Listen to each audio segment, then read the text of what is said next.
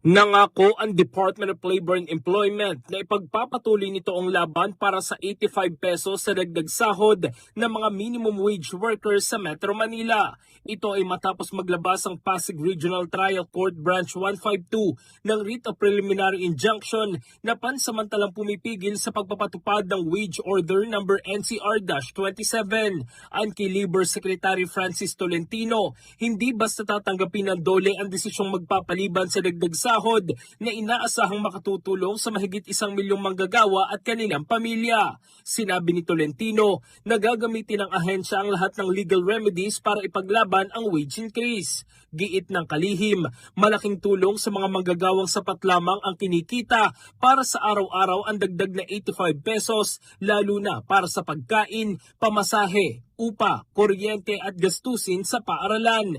Dahil sa injunction, pansamantalang hindi maipatutupad ang wage increase habang nagpapatuloy ang legal na proseso.